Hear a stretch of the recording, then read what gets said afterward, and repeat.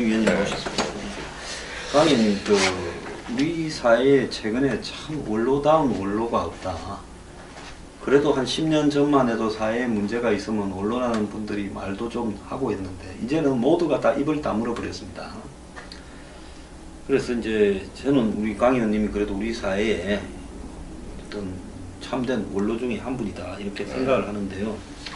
요즘 이 정치 상황, 이 보수라고 하는 이 판에서 벌어지고 있는 정치 상황에 대해서 좀 한번 여쭈는 시간을 갖도록 하겠습니다. 지금 보수가요, 저는 망했다고 봅니다. 지금 자유한국당이요, 혁신위원회라 한다는데 혁신위원이라는 사람을 임명한 꼴이나 또 특정 대기업의 앞잡이 노릇을 하던 그런 어떤 단체와 보수의 가치를 이렇게 토론한다고 뭐 자유한국당 여의도 연구원이 같이 토론을 하고 있어요. 거기 나온 사람들 보니까 이 보수가 망하는데 일조했던 자유한국당의 전직 의원이거나 권력자들이에요. 그래서 이 하는 모습을 보면서 망해갈 때 방향을 찾기 위한 제대로 된 참된 노력도 하지 않는다. 그러다가 바른정당이라는 사람들은 개혁보수라고 하면서 문재인 정권에 지금 이 발맞춰서 춤을 추고 치어리다 하고 있어요. 이게 이 보수가 망한 거 아닙니까? 예, 저는 뭐 정치인도 아니고요. 언론에 종사하면서 현직을 떠난 다음에 이제 어떤 보수 시민운동에 좀 관여를 했었습니다. 근데 저는 이제 모든 걸 다 떠나고 70대 중반에서 무슨 제 이해관계와 없이 나라 걱정은 들여서 이제 소장님 말씀을 받아서 공감하면서 좀 말씀드리면 보수가 왜 망했는가? 예? 지금 망했다고 얘기했는데 왜 망했는가? 진단을 제대로 해야지 어떤 그 처방이 나오지 않겠습니까? 예? 지금 보수는 망했고 뭐 낙동강전선이 언제인지 5년인지 10년인지 또는 그 이상인지 그건 알 수 없지만 지금 돌아가는 전반적인 걸 봐서는 막 이게 회복이 가까운 장래에 없지 않은가 그런 생각을 저도 합니다. 예. 제가 여기 상당히 안타까운 이야기는요, 일부 사람들은 문재인 정권은 저절로 망할 거다. 그래서 보수가 다음에는 승리를 한다. 보수의 하나의 정당을 중심으로 빨리 뭉쳐야 된다. 그래서 자유한국당을 중심으로 뭉쳐야 된다. 보수가 분열해서는 안 된다. 이렇게 이야기를 하는데 제가 생각을 할 때 말입니다. 박근혜 정부, 이명박 정부가 들어서야 된다라고 보수가 좌파 10년을 집권을 하면서 이렇게 분노해서 힘을 모았는데 그 9년 동안에 보수가 보여준 모습이 뭐가 있습니다. 무조건 뭉쳐서 보수가 집권한다고 그것이 과연 진짜 우리가 이 원론적으로 부르는 보수의 집권이라고 볼 수 있냐, 아니면 보수를 팔아서 맨 놈이 잘 먹고 잘 사는 역할을 한 것밖에 더 있냐. 그러고도 무슨 빨갱이들이 좌파들이 득세하는 것을 막았다, 일명 그런 측면은 있겠지만은 어떻게 집권의 목적이 그런 수준에 머물 수 있냐라는 부분에 대해서 봤을 때 무조건 뭉쳐야 된다라는 사람들에 대해서도 저는 요즘 분노합니다. 반석 없이 뭉쳐서 또 주면, 예, 그러니까 그거는 환자가 어디가 정말 그 치명적인 아픔이 있는가를 모르고 그냥 적당히 수술을 해야 될 사람을 내복약이나 먹고 고치게 했다는 거나 마찬가지죠. 저는 보수가 이렇게 망하게 된 거는 보수가 뭐 자유민주주의 뭐 시장경제 이런 것만 내세우는 시대는 지났고, 뭐 그러면 진보 쪽은 그거 안 내세웁니까? 이 진보도 다 그걸 다 내세우고 있는 겁니다. 근데 그렇다고 지금 이승만 박정희 반공만 내세워가지고 팔리는 시대도 지났어요. 네?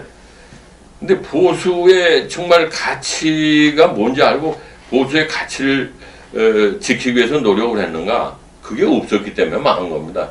보수의 진짜 가치는 이 국가 공동체를 위한 그 책임의식이 강하고 희생정신도 강한 사람들이 보수를 해야 되는 거 아닙니까?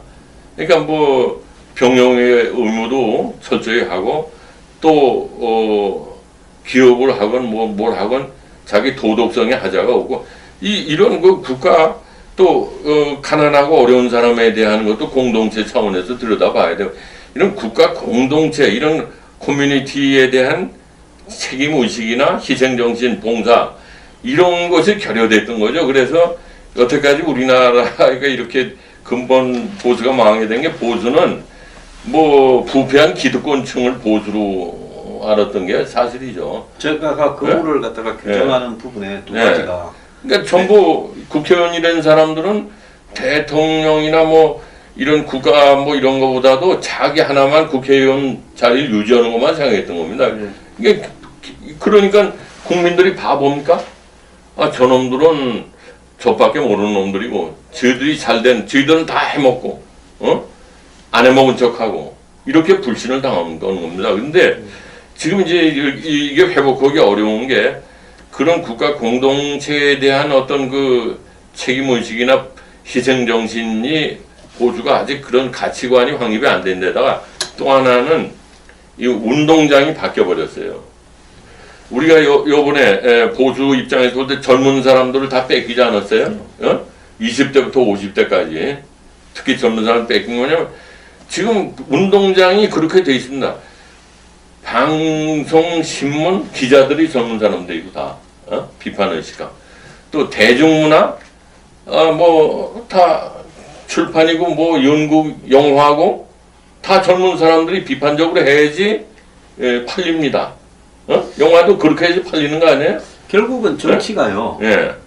어떤 그 논리적인 경제학적인 이론이나 정치학적인 이론, 철학 이런 것보다도 대중이, 오늘날의 대중이라는 사람들은 솔직히 말하면 과거 시기에 말하면 교양인이나 인문학적인 인간이나 지식인은 별로 없습니다.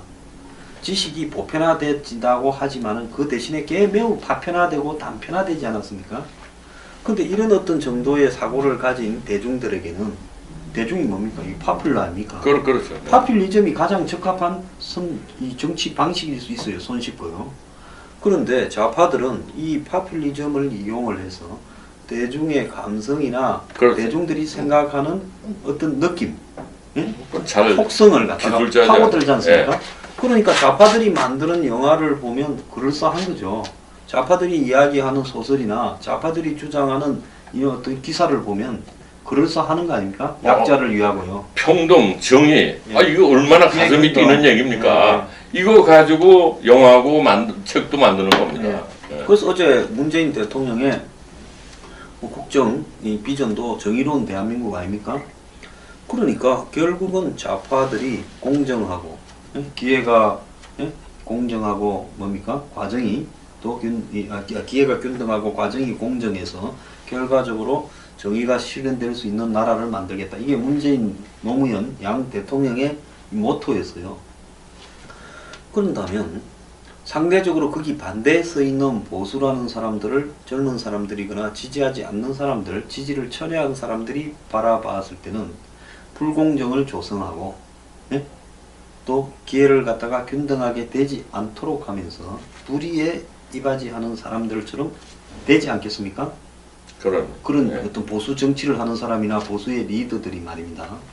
근데 매우 뼈아픈 이야기지만 이런 이야기를 하지 않을 수 없는 것이 2002년에 당시에 이제 김대중 정권에서 노무현 정권으로 넘어갈 때 한 단체가 만들어졌어요. 그 참여연대니 경실련이 다 좌파적으로 한다. 뭐 자유시장경제, 자본주의 이런 단체를 만들자 해서 만들어져서 뭐 교수나 지식인 중심으로 했는데, 이 단체에 뒷돈을 댄 사람이 결국은 한국 최고의 재벌들이 됐다 하는 이야기를 거기 관여했던 사람들이 저한테 다 알죠. 이야기를 합니다. 네. 자, 이러니 이 단체가 겉으로 표방하는 반사회, 반시장 경제에 대해서 대항한다라는 부분이 솔직히 대중에게는 우리는 재벌을 지향한다라고 비춰졌는데, 교묘하게 그걸 감추고 보수의 나이 드신 분들을 속여왔는데, 이제는 어느 정도 그런 부분들이 들통이 나고 있어요. 그리고 또 보수의 리더라고 했던 사람들이 청와대와 결탁을 해서 뒤로 재벌 돈을 받는다. 정말 이거 지난 일이지만은 우리가 이걸 부끄러워하지 않고요. 내가 옛날에 그랬습니다. 보수단체 리더한테. 당신들은 무슨 재벌들한테 왜 한마디도 못하고 저놈들은 참여연대니 뭐니 하는 데는 엄청난 돈들을 쾌척하고 기부하고 다 하고 그걸 성공해서 뜯은 사람들이 지금 대통령 후보가 되어 가는데, 당신들은 기껏해야 정말 푼돈 몇 푼에 정권 앞자리 노릇이나 하느냐. 비판하려면 그런 사람을 좀 비판을 했는데 제가 잘 몰랐죠. 왜? 그들이 결국은 생존도 그렇게 내려오는 부스러기를 먹고 살 수밖에 없다라는 부분. 제가 이렇게 이야기하는 거는 그 부스러기에 속하지 않았기 때문에 이렇게 말할 수 있는 물론이죠. 황 소장님의 이거 뭐 철저하게 예, 그렇죠. 근데 지금 이제 그 보수가 그런 가치가 빈곤해서 이제 망했는데 예, 현실 정치에서 놓고 보면은 자 진보 정부 5년 동안 DJ하고 노무현 정부 다음에 이명박 정부가 들어섰으면은 그건 얘기할 필요도 없이 자기는 보수야. 근데 광우병 때문에 한번 3도 화상 입은 다음에 자기는 중도 실용이라고 상생하겠다고 어? 중도 실용이라고 하면서 거기서부터 망가지지 않은 거예요. 그리고 연평도가 폭격을 당했으면은 미국에 물어보고서 무슨 뭐 대응을 합니까? 물어볼 것도 없이 쳐야지. 보수는 어떡할까요? 그럼 미국 답은 뻔한 거야. 뭐 애들 싸움이 큰 싸움 되는 거 원하지 않으니까. 이거는 이명박이라는 사람이 대통령 자격이 없는 사람이에요. 보수도 아니고. 그러니까 그때 좌파들은 2000년에 지방선거 앞두고 아니 그러면 전쟁하자는 거냐? 그럼 이렇게 분위기를 몰아가지고 그걸 한번 봅시다. 그 벙커 안에서 그 대응을 논의했다는 사람들 중에 군대 갔다 온 사람이 거의 아니 없다는 거 아니에요? 그러니까 노블레스 올리주가 안 돼 있는 사람들이 보수를 끌어갈 수 없다는 거죠. 그래서 보수가 망했는데 박근혜 정부 들어와서는 뭡니까? 박근혜 정부 들어와서도 박근혜 대통령이 30년 전에 리더십을 가지고 보수당을 끌고 가면서 자기가 마음대로 공천 주려고 그러다가 생각해보세요. 4.13 총선 전에 여론조사에서는 새누리당이 180석 내지 200석 나온다고 그랬어요. 여론에. 예. 그게 뭐 새누리당이 잘나서가 아니라 야당이 개판이다 보니까는. 너무나 무능하니까. 그러니까 그 반사이익으로 그랬는데 그런데 뭐고 공천위원장 해가지고 칼질하다가 보니까 당도 부서지고 국민의당이 된 게 나오고 보수도 망하고 여당도 망하고 보수도 망하고 나라도 위기에 빠진 거 아니에요? 근데 네? 제가 볼 때 참 이해가 안 가는 게 저는 3인방이나 최순실이가 제대로 된 보수였으면 박근혜 대통령 이지경이 됐겠느냐 생각도 하는데 왜냐하면 미국 가기 전에 중국을 먼저 갔어요. 그때도 제가 이거는 아니다 했습니다. 취임하고요. 중국부터 먼저 갔잖아요. 아니 미국 중국부터 네, 먼저 중국. 갔어요. 그 다음에 또 2015년입니까? 판문점에서 목함 지뢰로 남북 간의 긴장이 고조돼서 전쟁 위기에 갔는데 그게 수습되자마자 9월 3일 날 그거 수습될 때 미국이 도와줬는데 미국이나 주변 동맹국의 만류를 부리치고 천안문 막루에 올라가서 인민해방군을 사열했습니다. 가장 최근에 우리하고 전쟁한 군대 아닙니까? 그러면서 박 대통령이 무슨 국정교과서니 통진당 해산을 했지만 이런 부분을 처음부터 국정의 목표로 내걸고 밀어붙인 게 아니라 지지율이 떨어지면 하나씩 카드를 던지는 이런 수단으로 이용했다고 저는 보고 있습니다. 사드도 처음부터 체계적으로 배치할 필요성을 갖고 단계적으로 공개적으로 했다면 사드 배치가 이래 문제가 안 됐을 거예요. 그런데 사드에 대해서 배치할 건지 논의되는지 뭔지 아무것도 확인해 줄 수 없다고 쉬쉬하면서 중국 눈치 보고 이러다가 막판에 저래됐잖아요. 그렇죠. 일본하고는 지속적으로 별것도 아닌 걸 가지고 이 좌파들이 쳐놓은 위안부의 가치나 이런 부분에 걸려들어서 한마디로 쓸데없는 싸움을 했습니다. 그럼 부친이의 어떤 컴플렉스 때문에 그런 거 아닌가라는 이야기까지도 나왔어요. 그러면서 오늘날 뭐 박근혜 대통령이 안보 하나는 잘했다 어쩐다 저는 그런 어떤 명제에도 공감을 하지 않습니다. 자, 그래서 어떤 입장을 처음부터 원칙적으로 한국 사회를 정상으로 하나씩 돌려놓는 것이 이명박 정권에 안 됐다면 이명박 정권은 뭐 한마디로 장사꾼 정권이다 이야기하는 사람도 있어요. 그렇다면 박근혜 정부가 보수의 원로적 가치를 그거라도 했어야 되는데 중국하고의 지나친 중국 가장 친중적인 정책을 편 정권이 저는 박근혜 정부라고 봅니다. 이런 부분 때문에 보수의 가치 재정립도 되지 않았고 또 보수단체들을 그야말로 자생력을 키우면서 보수의 가치를 갖다가 확산시키는 쪽으로 했어야 되는데 정권의 필요에 따라 행정관이 전화를 해가지고 보수단체들 끌고 다니는 그나마 좌파 집권 10년 동안에 보수단체가 자생력을 좀 가졌는데, 투쟁력도. 다시 옛날 관병단체로 만들어버린 거 아닙니까? 이런 부분에 대한 비판을 저는 아주 냉철하게 해야 된다고 봅니다. 그런 비판이 없이는 보수가 절대 바로 설 수 없습니다. 맞습니다. 그래서 저는 이게 욕먹을 얘기인지는 모르지만은 지금 보수가 이제 크게 나눠서 세 쪽으로 나눠졌는데, 에? 박근혜가 뭐 잘못했냐? 억울하다. 이런 사람들이 있고, 또 한 사람은 박근혜가 헌법을 어기고 30년 전에 리더십을 가지고 하다가 국민들을 분노케 했다. 그러니까 뭐 이건 탄핵은 마땅한 거다. 이런 그룹이 있고, 또 한 그룹은 박근혜가 잘못은 했지만은 탄핵까지 갈 잘못한 건 아니고 이거는 좌파들의 음모에 대한 거 비롯된 거다. 이런 게 있습니다. 그런데 이런 것이 다 각자 할 얘기는 많을 거예요. 그러나 언젠가 이게 될지 모르지만 이 세 그룹을 모으지 않으면은 5년 혹은 10년 혹은 보수는 현실 정치에서 어려울 겁니다. 그럼 모으려면 어떻게 되냐?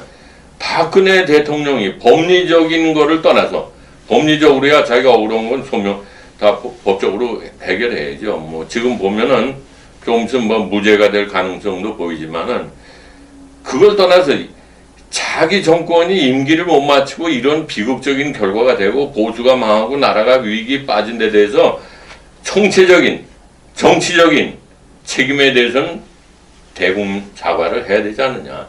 그 대국민 사과를 하지 않으면은 이 세 갈래 보수는 끊임없이 싸울 겁니다. 그게 뭐 누굴 배신자다 아니다 뭐 기회주의자다. 그게 다 누구로부터 비롯되냐면 박근혜 전 대통령으로부터 비롯된 거예요. 저는 그때 이렇게 하길 바랬습니다. 본인이 자신에 대한 탄핵에는 대중이 개입을 하지 말고 한마디로 이 좌파 정권 탄생을 막는데 일조를 해줬으면 좋겠다. 내 신병과 관련된 이야기는 일체 하지 말고 똘똘 뭉쳐서 국가 안보를 지키고 이렇게 가두라. 그는 내가 싸우겠다. 그렇죠. 예. 이렇게 하면서 자기를 위해서 그렇게 하지 말라는 이야기를 할 수 있어야 그게 저는 대한민국에 그래도 잘못한 게 있더라도 그럼요. 예를 들어서 그럴 수도 있다라고 말을 들을 수 있는 대통령이라고 보는데요. 제가 그때 여러 번 이야기했어요. 보수 다 끌고 가서 완전히 괴멸시키는 역할을 마치 농개가 다 끌고 가서 같이 죽는 것처럼 보수가 그 문제 때문에 같이 죽을 거다 했는데 본인이 지금 구치소에서 재판을 받고 있는데 저는 재판이 무죄가 나오진 않을 거라 봅니다. 저거 또 이 말하면 욕하겠지만요. 잘못된 게 있죠.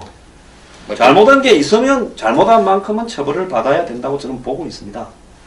그리고 박근혜 대통령이 탄핵되어서 문재인 정권이 들어선 게 아니고요. 보수가 망할 때가 돼서 망한 거라고 보고 박근혜 정권이 손도 못 쓰고 정권을 유지하고 모든 국가 권력기구를 갖고 있는 입장에서 이 정도 망해버린다면 그건 솔직하게 말하면 무능도 저런 무능이 없는 겁니다.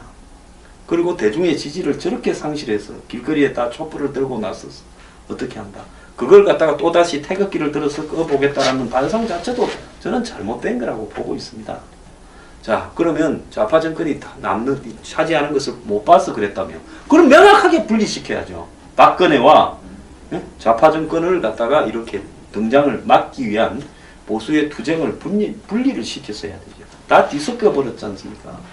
그래서 뒤섞은 결과 지금 아직도 박근혜를 둘러싼 입장 때문에 보수가 단합이 된다 이런 부분인데 저는 조금 다르게 보는 게요. 보수가 기왕에 망가져도 이렇게 망가질 수 없으니까 엎어진 김에 쉬어간다고요. 철저하게 보수의 이론을 가지고 저는 싸워야 된다고 봅니다. 적당히 봉합을 해봤자요. 이 보수가 지금 대중의 지지를 얻어서 집권할 만큼의 역량도 안 되고요. 문재인이 망가진다고 해서 보수가 집권하게 될 거라고도 저는 보질 않습니다.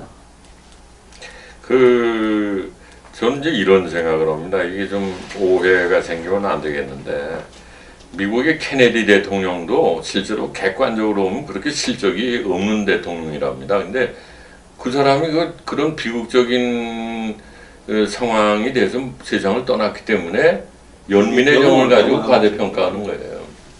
또 우리나라의 노무현 대통령도 그분이 그렇게 안 가시고 명대로 계속 살고 계셨으면은 참 정치적으로 상당히 더 어려운 상황이 될 겁니다. 오죽하면 그 지금 충남도지사는 안희정 씨가 그 당시에 우리는 패족이다 그랬잖아요. 희망이 없다는 얘기예요. 근데 몸을 던져서 노무현 시대는 끝나고 그리고 그 세력들이 다시 뭐 분발해가지고 지금의 오늘 정권을 문재인 정권을 창출한 겁니다. 근데 이 박근혜 대통령 시대도 그렇게 비극적으로 끝나면 안 되겠죠. 어쨌든 빨리 이게 끝나줘야지 보수가 성찰하고 새로 시작. 그 매듭은요. 응? 그 매듭은 본인이 지어야 되는 부분이 저는 있다고 봐요. 그러니까 본인이 져야 된다 이게. 모든 비극은 모든 잘못은 내가 잘못된 데서 비롯된 거다. 내가 안고 가겠다. 그리고 이 나라를 위해서 여러분들 싸우지 말라고. 아까 얘기한 세 쪽의 사람 손을 잡고 나한테 돌을 던져라 그러고 자기는 이제 역사 무대에서 정치 무대에서 떠나지 않고 자꾸 이렇게 질질 끌고 하면은 이 나라가 망하는 쪽으로 가게 되면은 역사의 죄인이 되는 거예요. 잘못하다가 박근혜 대통령은. 나를 넘어서 이 새로운 보수의 길로 가라고 하고 오히려 십자가에 나를 매달아서 그래야죠. 모든 그래야죠. 이 오욕과 예? 죄와 비난은 다 나에게 해라고 하는 것이요. 대통령까지 한 사람으로서의 자세고 태도지 그런 않습니까? 역사 의식이 있어야죠. 근데 그런 것이 보질 않고 그래야 궁극적으로 보수가 새로운 역사를 서는 길로 다시 나섰을 때 그렇습니다. 자신이 잘못했거나 억울했던 부분이 회복이 되는 것이지 이렇게 다 끌어서 전부를 다 분열시켜서 이렇게 가는 부분이 이게 도움이 되겠냐 하는 겁니다. 안 됩니다. 그리고 이게 저는 이제 이렇게 혼자서 공부하면서도 생각하는 게 보수라는 논리는 젊은 사람들한테 인기가 없는 겁니다, 사실. 왜냐하면 전 그런 생각을 해요. 진보는 모든 인간의 그 마음이 휴먼 네이처가 선하다는 성선설을 가지고 했는데 결국은 사회주의가 실패한 게 같이 똑같이라고 똑같은 문화막자 그러니까 다 아무도 일을 안 해서 망한 겁니다. 예? 그러나 자본주의는 처칠이 얘기하듯이 국가의 파이는 커지고 못 사는 사람, 잘 사는 사람이 생기고 사회의 그늘은 생기지만은 국가의 발전은 있는 겁니다. 그러나 이거를 이런 그 인간의 그 자본주의는 인간의 그 사악한 이기적이고 탐욕스러운 게 에너지가 돼가지고 경쟁을 하면서 이 자본주의가 형성되는 건데 이거를 젊은 사람들이 이해하기는 쉽지 않은 겁니다. 이게 경험을 하고 공부를 많이 해야 되거든요. 근데 젊은 사람들 가장 매력적인 건 요즘에 어디서 50만 원씩 다 주고 그런다고 그 사람들이 취직이 됩니까? 그건 나라가 망하는 길로 가는 거죠. 이게 보수는 이 어떻게 보면 가부장적인 이론인데 그 우리가 부모님들의 뒷모습을 보고 자란다는 것 같이 보수가 어떤 가정공동체고 국가공동체를 걱정하고 책임을 느끼고 희생과 봉사를 하고 그런 모습을 보여줘야지 젊은 사람이 따르는 거지. 지금 그렇게 못 보여줬기 때문에 보수가 망했다는 거죠. 보수는 모범에 이어서요. 하나가 더 필요한 게 뭔가 하면 우리가 세상의 어떤 가치 기준을 가지고 있을 때요. 예를 들어서 링컨이 노예 해방을 하기 전까지만 해도 노예는 당연한 걸로 미국에서 받아들여졌어요. 그죠? 그러지 않습니까? 그때 이제 미국의 북부 지역에 이 중상주의자들 산업자본의 지지를 받던 링컨이 공화당에서 이야기를 했지 않습니까? 그때는 남부 민주당이 보수 정당이었고 그렇죠. 그렇죠. 북부에 있는 공화당이 진보 정당이었어요. 근데 오늘날 미국에는 공화당이 보수 정당이고 마치 민주당이 리버럴리스트의 정당처럼 된 거 아닙니까? 그렇다면 두 정당이 가치를 계속 이렇게 시대에 맞게 이렇게 변화시켜 왔다라는 부분이에요. 자, 미국의 공화당이 트럼프라는 저런 어떤 TV에 출연하는 한마디로 졸부 한 명한테 공화당 전체가 저항을 했음에도 불구하고 후보 자리를 뺏기고 대통령까지 하게 만들었고 미국의 그 리버럴리스트들 그 다음에 다국적 기업, IT 기업, 연예인들이 다 힐러리 지지했는데도 트럼프가 이겼지 않습니까? 이런 부분을 바라보면요.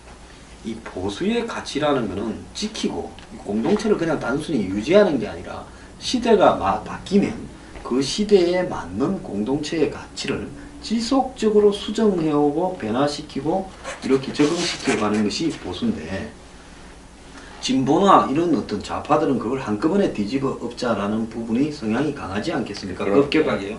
그러면 사회 변화를 접근하는 방식은 서서히 변화하느냐 한꺼번에 없느냐 하는 부분에 대한 어떤 차이일 수도 있는데요. 그럼 보수는 기본적으로 계속 시대의 변화에 대한 가치를 바꿔야 되는데, 한국 보수가 왜 실패했겠습니까? 성장주의 60년대, 70년대에 이 수출 주도 드라이버, 성장 우선 정책, 인권과 그 다음에 어떤 평등, 공정함은 희생시켜도 된다라는 시대에서 딱 머물러 있어서 지금도 성장을 이야기하잖아요.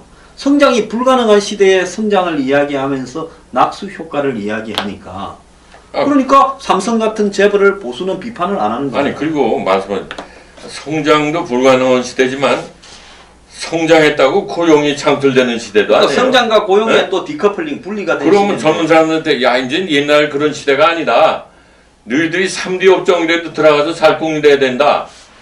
지금 대기업이 아무리 밖에 나가서 돈벌이를 잘해도 일자리가 늘어나는 게 아니고 아무 관계 없다는 거더라고요. 그건 사실대로 얘기를 해줘야지. 아니 그 저기 뭐 세금 가지고 말이죠. 그 국고를 털어서 공무원 자리 늘린다고 이게 말이죠. 그러니까 되는 게 아니잖아요. 꽃감 틀에서 다 나라 망치지 네. 않는데. 자, 여기에 반대하는 보수 논리는 뭡니까? 대기업이 성장해야 거기에 과실이 하청부터 일자리가 생긴다. 그건 이 옛날 논리를 지금도 이야기하고 지금 있어요. 옛날 얘기죠. 지금 자동화되고 그 성장을 해도 고용이 없는 겁니다. 그러면 성장이 없는, 한마디로 이 고실업의 시대에서 보수의 가치를 어떻게 만들어낼 건가에 대해서 보수인 사람들한테 이야기하면 자유시장 경제 이야기입니다. 그들은 아담 스미스를 악용하고 있어요. 아담 스미스의 국부론이요, 보이지 않는 손이 왜 쓴 줄 압니까? 그게 한 구절만 보이지 않는 손이 나오지, 그거야말로 당시 이 정권의 영국 왕정의 지지를 받던 중상주의자들이 경제를 하도 장악해 해서 짜고 치니까, 그러지 말고 수입한 물자도 이 서민들한테 좀 싸게 팔아라. 아니, 향료 한 토막이 말입니다. 밀 한 몇십 가마예요.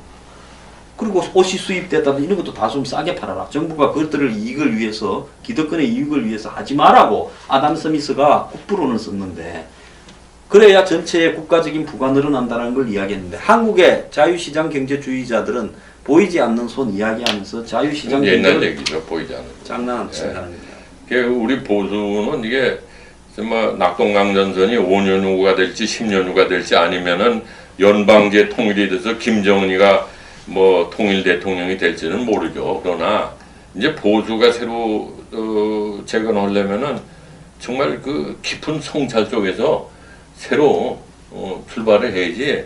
지금 뭐 당명만 바꾸고 말이죠. 뭐 지금 있는 사람들 이건 난 희망이 없다고 봅니다. 네. 예, 다음 시간에 한 번 더 좀 출연하셔가지고요. 네, 보수의 미래에 대해서 한 말씀 네. 나눠주시기 바랍니다. 오늘 감사합니다. 감사합니다.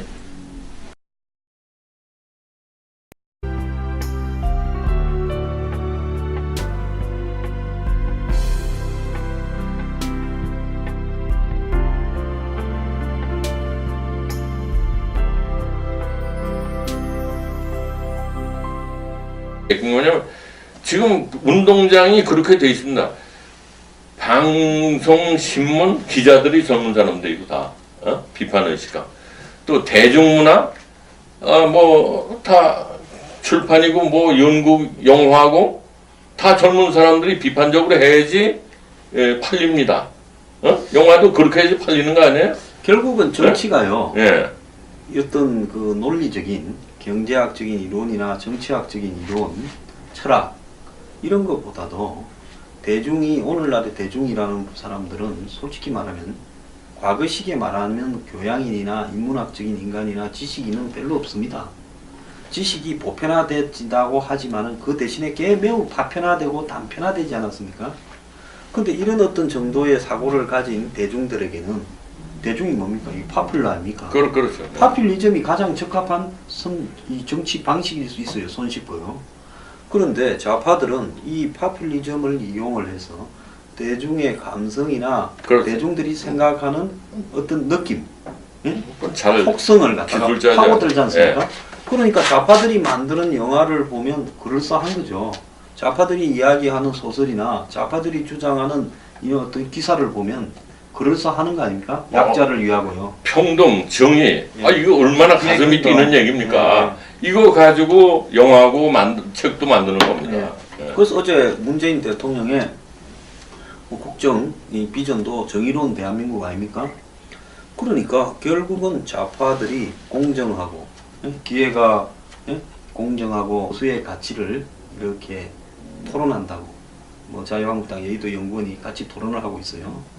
거기 나온 사람들 보니까 이 보수가 망하는데 일조했던 자유한국당의 전직 의원이거나 권력자들이에요. 그래서 이 하는 모습을 보면서 망해갈 때 방향을 찾기 위한 제대로 된 참된 노력도 하지 않는다. 그러다가 바른정당이라는 사람들은 개혁보수라고 하면서 문재인 정권에 지금 이 발맞춰서 춤을 추고 치어리도 하고 있어요.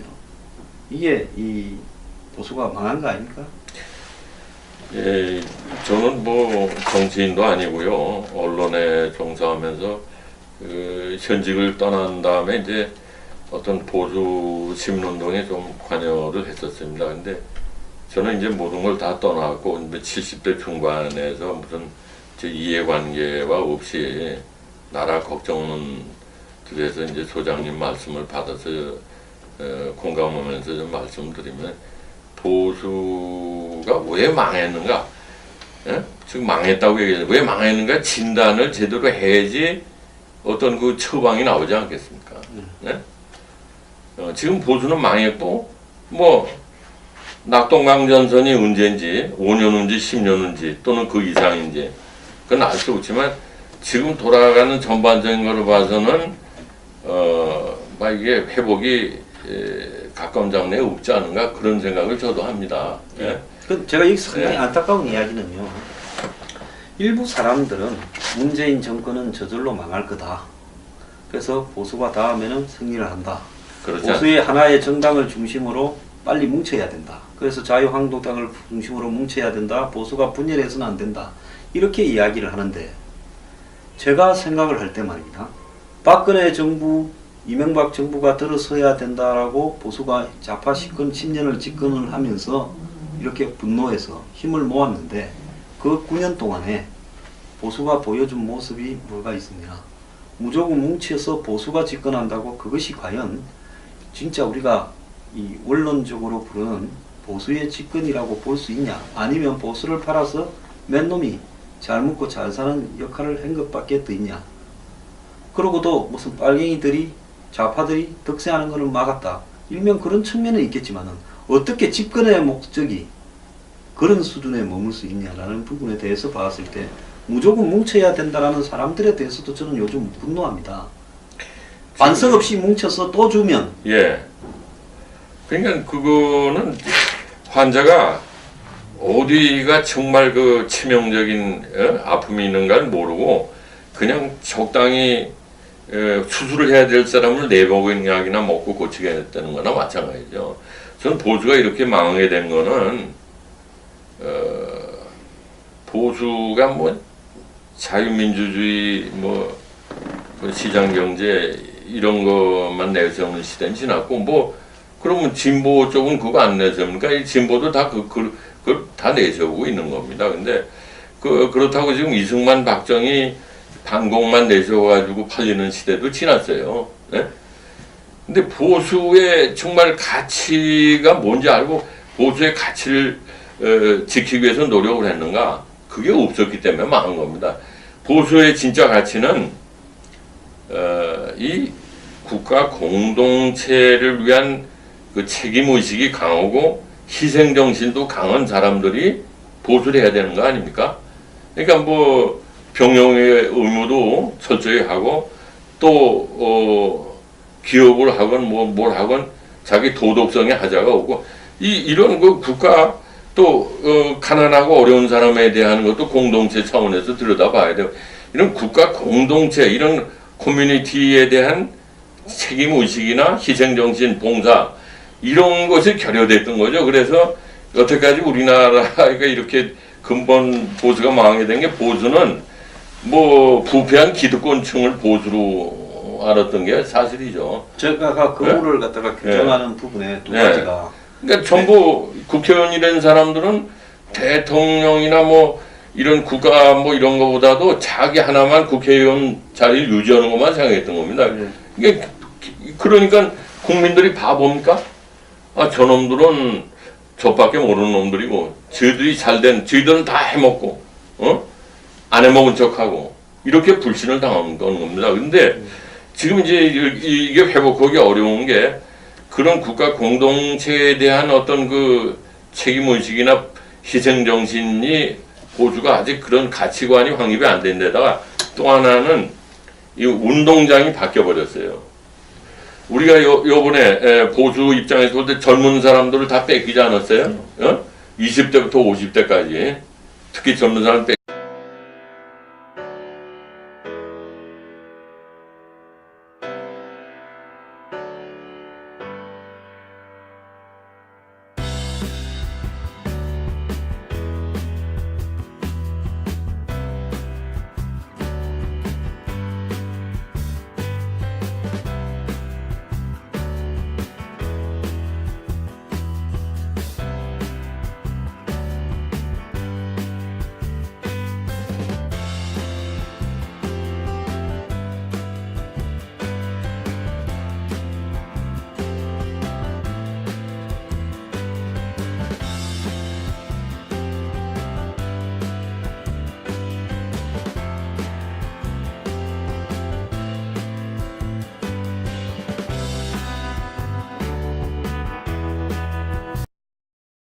강용수 위원님 모셨습니다. 강의님, 우리 사회에 최근에 참 원로다운 원로가 없다. 그래도 한 10년 전만 해도 사회에 문제가 있으면 원로라는 분들이 말도 좀 하고 했는데 이제는 모두가 다 입을 다물어 버렸습니다. 그래서 이제 저는 우리 강 의원님이 그래도 우리 사회에 어떤 참된 원로 중에 한 분이다 이렇게 생각을 하는데요. 요즘 이 정치 상황, 이 보수라고 하는 이 판에서 벌어지고 있는 정치 상황에 대해서 좀 한번 여쭈는 시간을 갖도록 하겠습니다. 지금 보수가요, 저는 망했다고 봅니다. 지금 자유한국당이요, 핵심위원회라 한다는데 핵심위원이라는 사람을 임명한 꼴이나 또 특정 대기업의 앞잡이 노릇을 하든 그런 어떤 단체와